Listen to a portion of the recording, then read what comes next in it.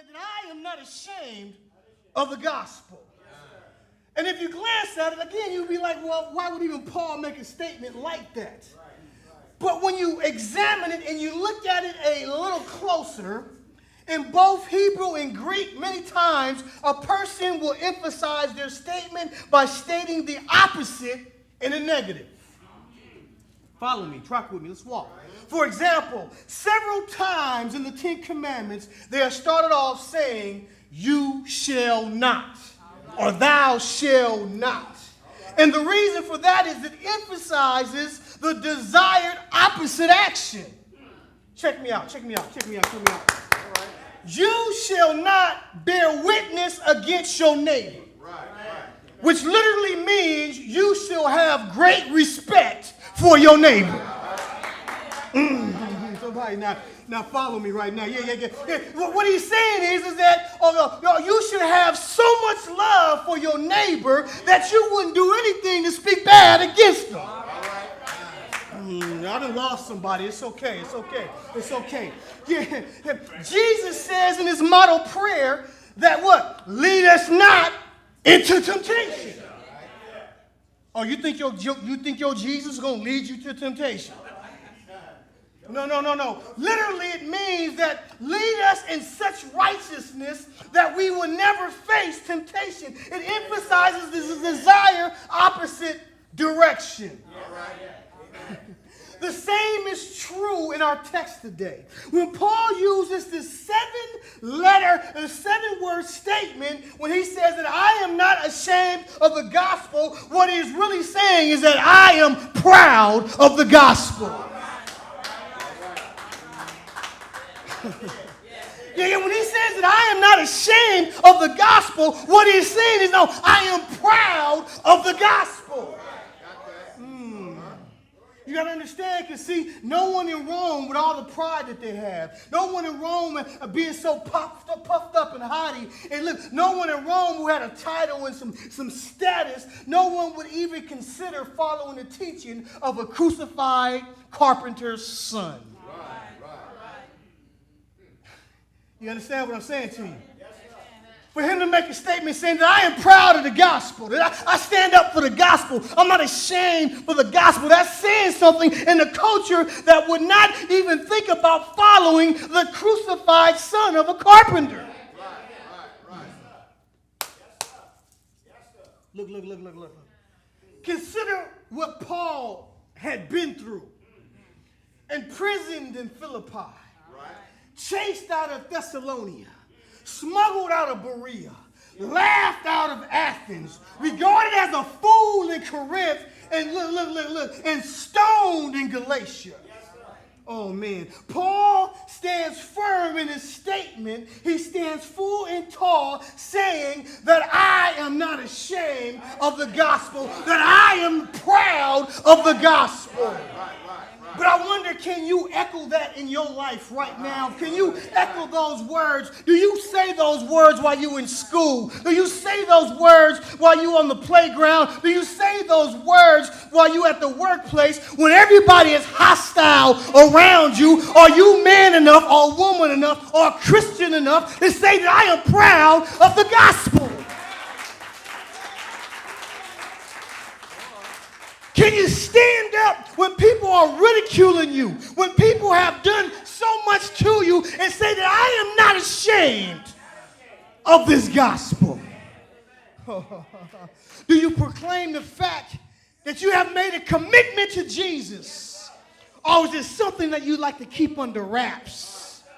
Yeah, you know, you undercover Christians out there. That's you. That's what it is.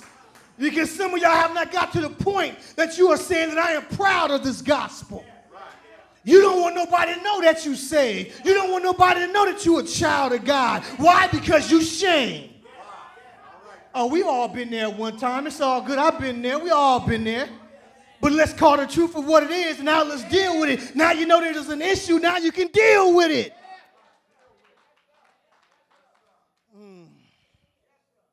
Okay, you want to take...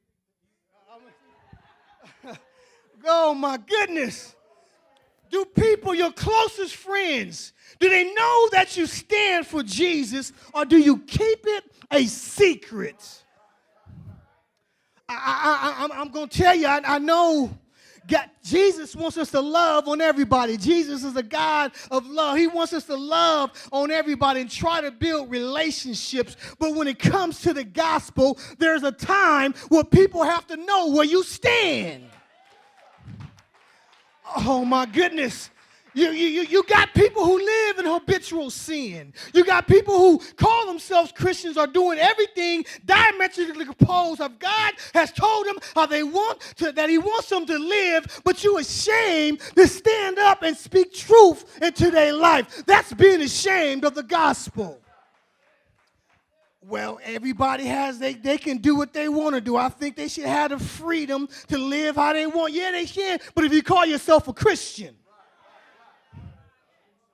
you got to understand that in the kingdom, it's the king that makes the rules. You can't make up your own rules. I'm sorry. You can't pick and choose what rules you want to adhere by. In the kingdom, it's the king who makes the rules, not the joker. No, oh my goodness. Oh my goodness. Paul is saying that I am proud of the gospel. So I guess the question needs to be asked is, why was Paul unashamed? Why was he not ashamed? Why was Paul proud of the gospel? It's simple. It's real simple. It's because it's good news. The gospel means good news. You don't have to be a theologian to figure that one out. It just means that it's because it's good news. And now, because it was good news, any rational person should not be ashamed to proclaim some good news. Look. Now, I can understand that you might hesitate to convey some bad news. I can understand that could be hard to do at times, conveying bad news. It has to be hard for that policeman when your son and daughter has been texting, your son and daughter has been drinking and driving, your daughter has been having some fools with him in the car. I said fools. Fools is in the Bible. And then they wrap their car around a tree and they lose their lives. I would understand if the policeman got to come knocking at your door, if he got to call you on the phone. I can see that it would be hard to share that bad news. Yeah. When your loved one is on that bed and the doctor has to tell you that they have tried everything that they can do, and now he has to go face the family. I can understand for that doctor it can be hard to share that bad news. But the gospel is good news. The gospel is opposite of bad news. Instead, it's news to let you know that Jesus has come to do more for you than you can even imagine. For I am not ashamed of the gospel. In fact, I'm proud of this good news. Because I can appreciate what God has done for me, and I can appreciate from the depths where he has pulled me out from. Why would I be ashamed of that? I told you some of the struggles of Paul, but even earlier with Paul, this is what I love about Paul. You have to understand, before Paul was Saul, and Paul was one who would persecute Christians. Oh, he would take out women and women. We can find that in the book of Acts. And you can see it when he's giving King Agrippa his testimony that he was the one that would bring women and children and pull them out of the house and throw them into prison. He was the one that stood by and watched Stephen stoned. Yeah, I did it. I agreed with it. That's what I want to happen. He was that one. Oh, my goodness. And you feel what you've done in your life, that you hitting on something? What you've done in your life don't mean nothing compared to what Paul did. I don't think nobody in here has persecuted a Christian before. I don't believe nobody in here has stood by and watched somebody stoned to death because of what they believed in. So Paul could have a heart like that because Paul understood what God has put him up from. He said, I am not afraid of the gospel. Basically, I am proud of the gospel because I realize that the gospel reaches down in the depths of the gutter. And it pulls people out of the muck and the mire. The gospel is the one that has the power to save the worst of sinners. Yeah, the people that you think that can't be saved. Paul says that I am proud of that gospel. Oh, you got to understand that gospel is the one that reaches into the projects. This gospel is the one that reaches into the hoods. This gospel is the one that reaches the men and women walking up and down the street who don't even know what they did yesterday because their minds is so toe up because they're on this stuff. The gospel reaches there. It's a message that God will forgive sins. It's a message that God will deliver us from sin's power. And it's a message that it gives us an eternal hope. What I see it right there shows the 3 stages of salvation, wrapped in the past, wrapped in the present, and wrapped in the future. Yeah, past salvation is from the penalties of sin. Present salvation is from the power of sin in your daily life. Oh my goodness. And the future salvation is from the actual presence of sin in heaven. 3 facets of salvation. Well, I don't feel like I got no power in my daily life. Yes, because, well, are you walking right? Are you living right? Are you doing the things that you need to be doing to keep that power activated in your life? No, don't blame the power because the power never goes out. You snuffing it out by your lifestyle. You snuffing it out by your actions. The power don't go out. The power don't diminish. You have a role and I have a role to play in this game of our Christianity here. I didn't mean to say the word game. Don't get me. Oh, my goodness. I got to tiptoe around here. Oh, my goodness. Oh, my goodness.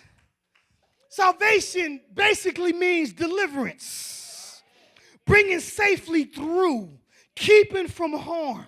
Salvation is something that saved you from the wrath of God.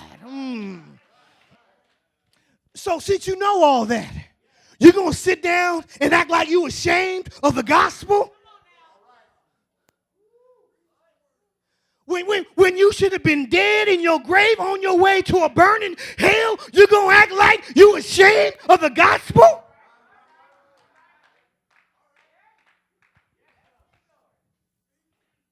Oh, my goodness. Because without Christ, we're in trouble. Because on our own, we're condemned by God's law. And a just and righteous judicial system says that we have to be put on death row. In and of ourselves, we are sitting on death row.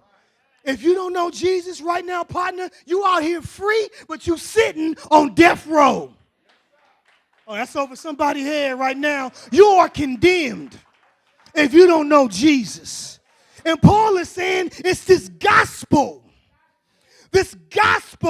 which has power that can save the worst of the worst. Because the gospel has power. It's powerful.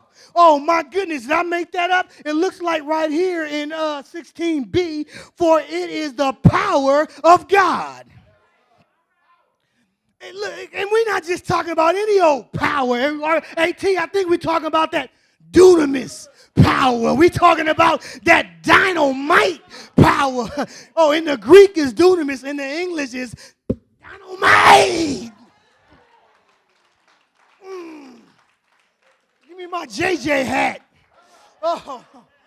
It has the power to change lives. It has the power to shift things around. It has the power to soften the stony heart. The power to remove loved ones from being lost. Power to remove sin from us.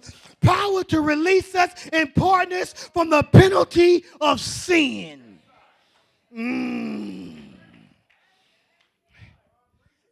what I love about this is that it says to everyone who believes.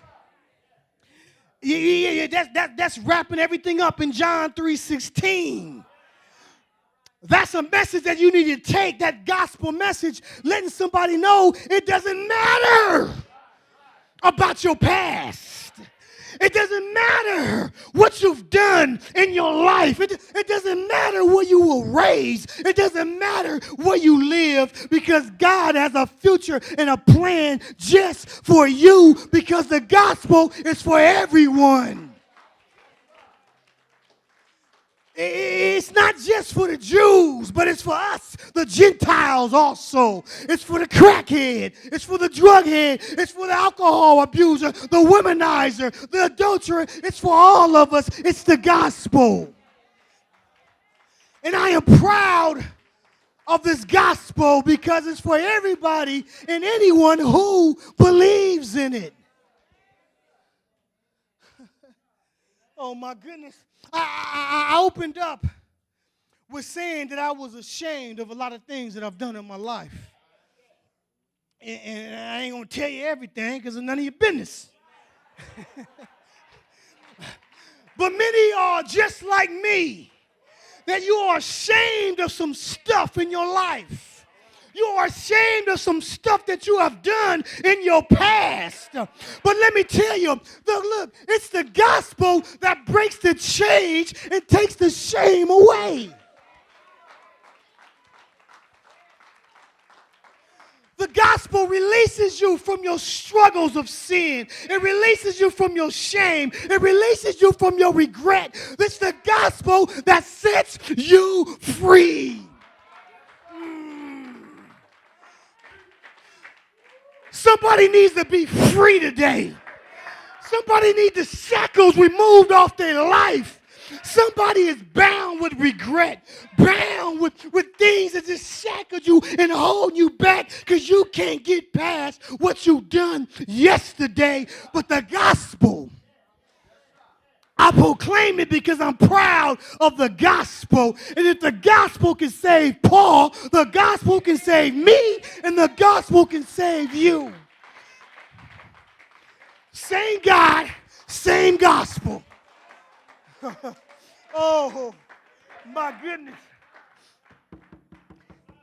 You may be ashamed of some stuff you have done in your life, but one thing that you never have to be ashamed of is the gospel.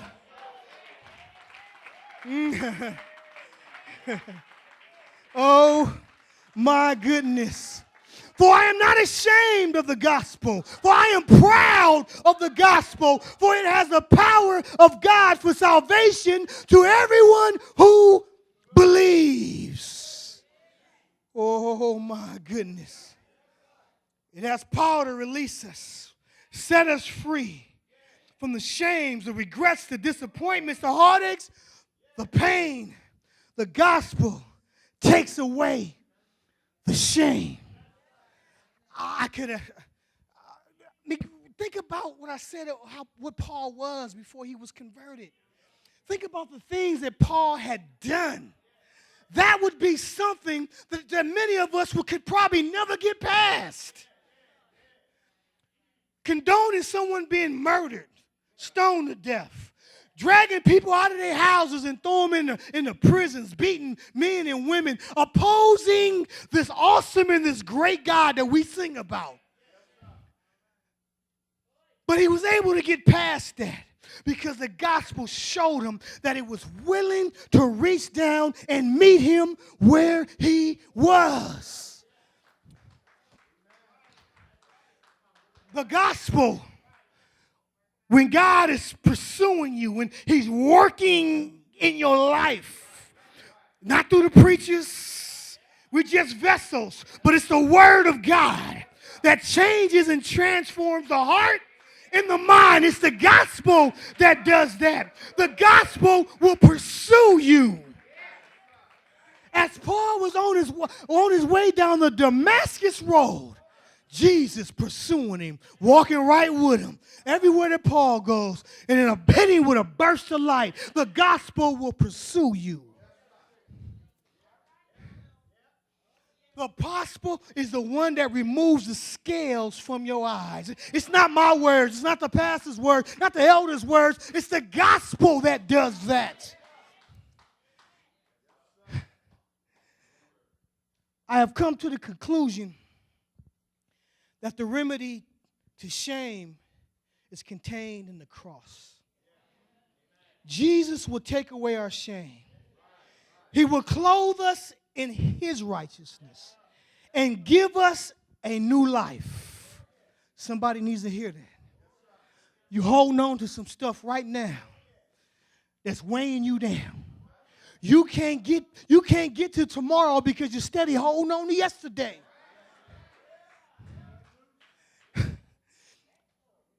He will clothe you in his righteousness. He will give you a new life.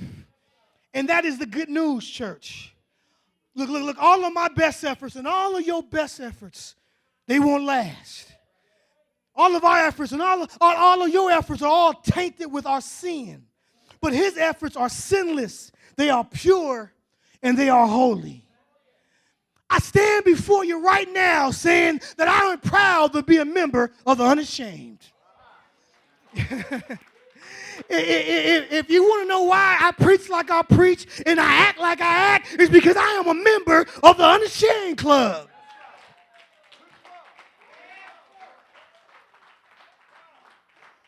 Now, if you don't want to be in that club with me, well, that's on you. But I am a member of the Unashamed Club.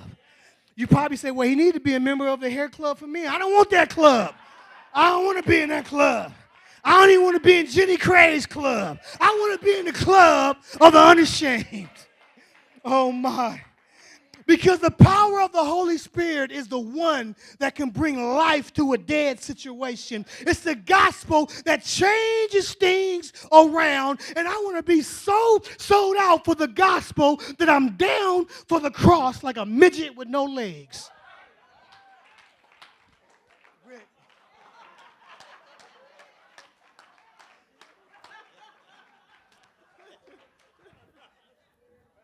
Let that sink in for a minute.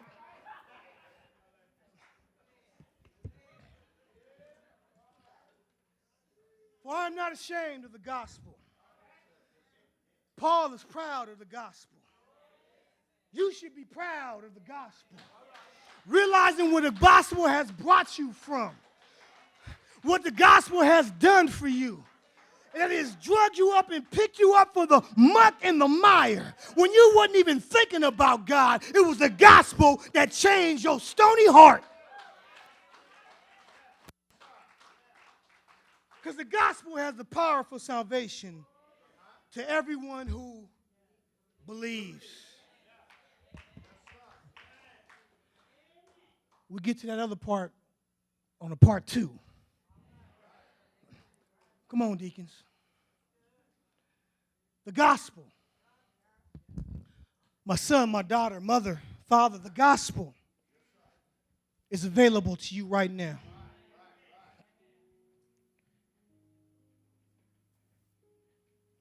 The gospel is basically a scenario or a story how God has reconciled us back to himself.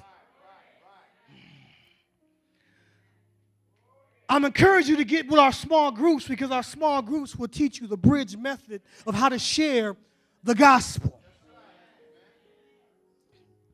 But I'm just going to say it like this right now, is that if you do not know Jesus Christ as your Lord and your personal Savior, you sitting on death row. Oh, yes, you are. You think you're free. But you are condemned. You are convicted. And the only way to be set free is accept the offer that God has put on the table through his son, Jesus Christ. Christianity teaches one way. One way. I know many of y'all in school and you're learning different ways and universalism and all these different ways that you can get, but one way. And that one way is summed up in the God-man, Jesus Christ.